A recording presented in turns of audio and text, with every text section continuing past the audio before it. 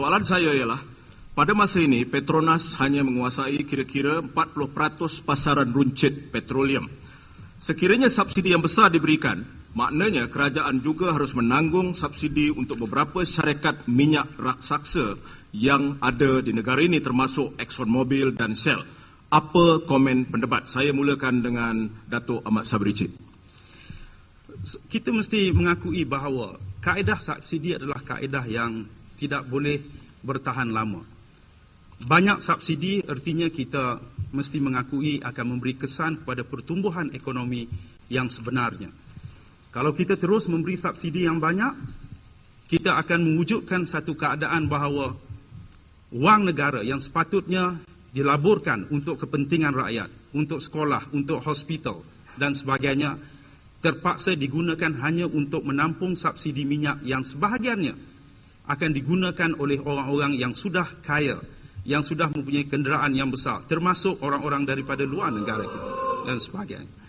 Sebab itulah kita katakan di sini bahawa kalau kita terus memberi subsidi sebagaimana disebutkan tadi, ada syarikat-syarikat yang seperti disebutkan ExxonMobil, seperti Shell dan sebagainya yang turut mendapat faedah daripada wang rakyat dalam soal ini.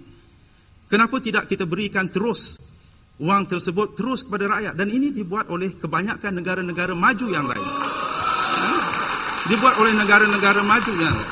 Kalau disebutkan tadi kerana pengurusan yang tidak cekap, kerana ada rasuah dan sebagainya, kita tanya Norway, tanya Finland, tanya negara-negara maju yang lain yang dikatakan paling kurang rasuah. Mereka juga tidak subsidi dan mereka telah menunjukkan prestasi ekonomi yang lebih baik, dan Malaysia juga harus menuju ke arah itu.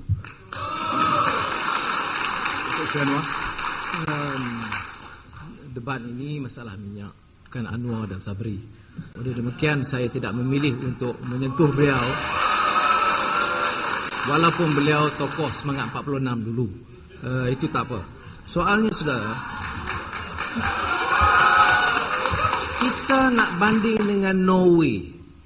Pendapatan per kapita Norway 10 kali lebih dari Malaysia. Kita bicara soal harga minyak ini keperitan rakyat, petani, nelayan, pekerja yang miskin. Jadi kalau kita nak bandingkan dengan kedudukan negara industri yang capai tahap yang baik, itu agak sukar. Nisbah dan basis perbandingan itu meleset sama sekali. Saudara, soal minyak, soal bantuan meredakan keperitan rakyat, ini soal tanggungjawab mana-mana pemerintah.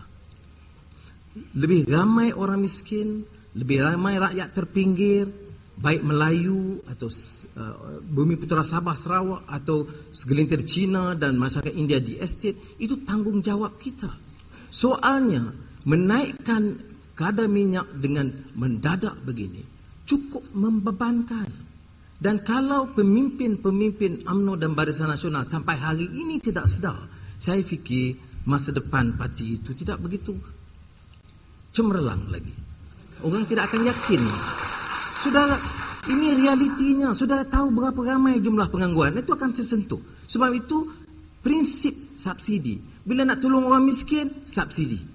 Bagaimana tentang prasarana infrastruktur?